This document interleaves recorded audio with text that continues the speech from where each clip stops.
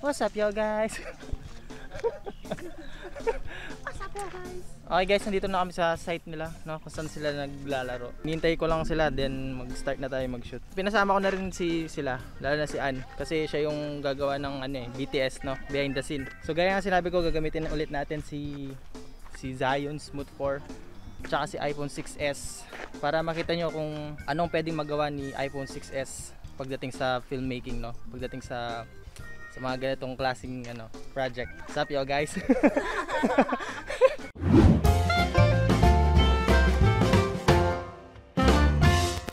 Okay, by the way guys, yung pangalan pala nung lugar na to is Kamikaze Firing Range, no, dito sa may Clark. Bungad lang siya pagpasok nyo ng Clark dito sa may Mabalacat Gate. Konting bago mag-picnic ground. Oh, yun, bago mag-picnic ground. Ito na yun, ito yung site. So dito tayo kukuha mamaya. Yan, hindi ko lang makikita yung binagtad ko ng screen. So yan. First scene siguro dito, tapos sa ibang sa ibang lugar. Pero dito pa din, sa ibang ibang pwesto. Excited lang ako kasi first time ko gagamitin si Smooth 4 sa field. Okay guys, kaya kung sakaling may mga trial and error itong project na to. Pero feeling ko maganda yung kalalabasan, no. Kaya na-excite na rin ako eh. Ito first time ko yung ganito kasing footage, yung mga pang action, airsoft. Yan, airsoft. Madalas kasi yung mga kinukuhanan ko lang mga pagkain eh. Tsaka sa bahay yung mga gamit na ina-unbox ko. So today magfi-field tayo guys, no? Field. Ayan. So medyo mainit lang ng konti pero okay lang kasi lagan talaga buhay vlogger. Kailangan kahit mainit. Alright. Alright now, alright. Nice you, nice you.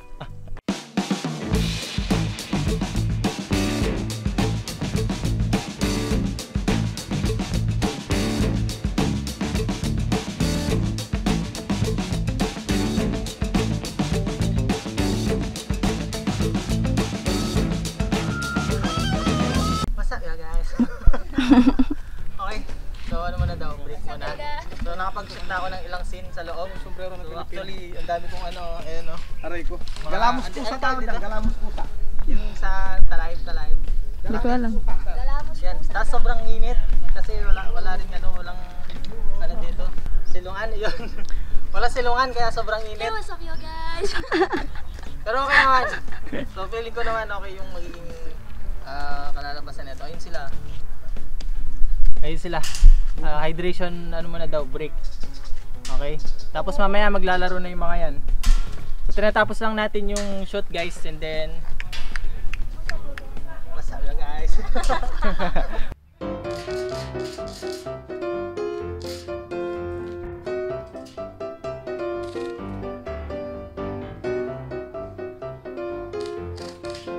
Okay, so last scene natin is yung hostage na.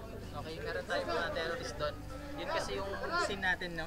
Yun yung pinakabali yung idea natin is merong hostage. And then yung team nila, yun yung sasalo. Okay. Last scene guys.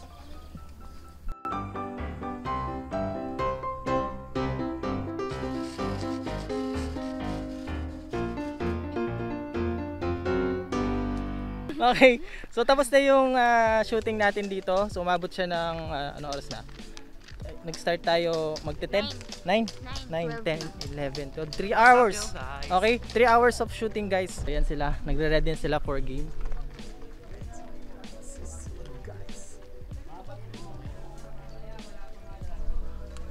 Yan, nakakapagod lang pero sulit to kapag hindi ko alam kung sulit kung okay yung mga kinuhanan ko. So yun lang, bis lang ako kasi may araw. Alright. Ang tanong, kaya niya Kaya ko yun. Kaya niya daw. Guys, you know what? It's 12 o'clock in the noon. Gutom na kami. Nag-iisang game daw sila, pwede daw kami makikain, kaya hindi ko alam kung makakakain kami kasi nakakaya, di ba? Alam niyo yun. Payo ko lang sa inyo kapag ganito mag-shoot kayo sa mga filmmaker, dyan, mga nilalang na Dala ka filmmaker. ng pagkain. Hindi, unang-una sa lahat, kailangan mong kailangan mo mag-isip ng concept, no? Sa bahay pa lang, isipin mo na kung ano yung mga pwede nyong gawin. Actually, meron ako dito pakita ko na sa inyo. So, kung ano yung mga, yung mga nandito, naka-note, yung iba dyan nasundan ko, ayan siya. Okay, ayan. Nag-note ako dyan guys, first scene, second scene, third scene, pero hindi lahat yan sunod-sunod. So kumbaga parang guide lang. So yun, tip lang sa inyo yun ha. Tapos pangalawang tip is magano kayo, magpantalong kayo tsaka long sleeves kung sakali kasi mainit. Kung sakaling sensitive yung ano kaartehan ng balat mo. Yun. Ay, nice. Oh. Ganun lang. So depende naman sa inyo kung saan kayo komportable. Kung naka-boxer kayo nag-shoot, wala naman akong magagawa doon. Tapos ano pa ba? Okay, isa pa yung pag-orient sa mga ano. Syempre kailangan yun. Hindi naman pwedeng mag-shoot ka lang ng mag-shoot. Tapos hindi alam ng mga sinushoot mo yung gagawin nila. So wala rin kwenta yun. So yun yung ano, yung pangatlo guys. I-direct nyo sila no. Ikaw yung magiging director, ikaw yung mag-shoot, ikaw yung videographer, ikaw yung nagbibigay ng concept no. Sa lahat yun, ikaw lahat. Kaya kung papasukin mo yung ganitong klaseng trabaho guys, make sure na malawak yung pag-iisip nyo and yung pagtitiis nyo sa tirik ng araw.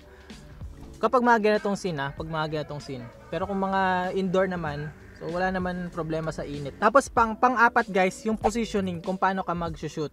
Okay, may mga bagay kasi diyan na for example, itong dito sa pwesto na to may mga nakapark na sasakyan. So kumuha ako ng mga scene na hindi nakikita yung sasakyan.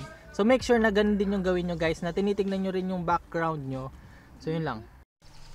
Guys, ito yung actual gameplay nila. Ayan. Hindi ko alam kung aabot tayo. Ayan. Actual gameplay. Ito, lapit tayo para makita natin sila. Forma PUBG. Ayan, feeling ko din naman matatamaan na yun. Sumusugod pa ako. Boom. Ayos oh. May sila, may plan sila na kapag mag-change position, yun, magbibilangan sila, tapos yun, change position sila. Ayos ang forma. Ayan, narinig nyo yung yung putok ng yun oh, basag. Solid, ang bilis. Dali, pakita ko ay, may nagko-comment sa kanila eh.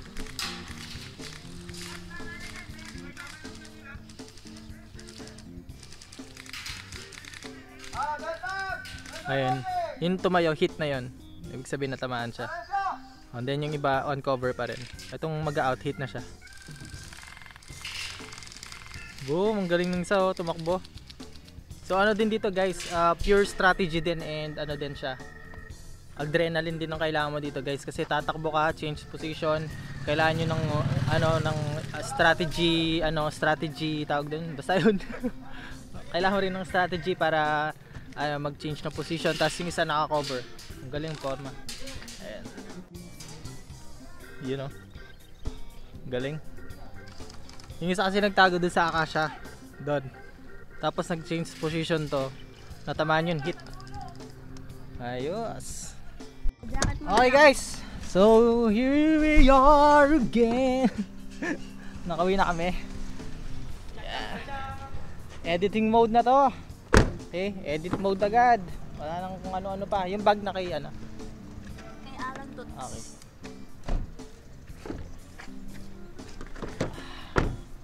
Solid, nakakapagod din pala yung takbo-takbo tsaka syempre yung tirik ng araw. Alright. Okay, salamat.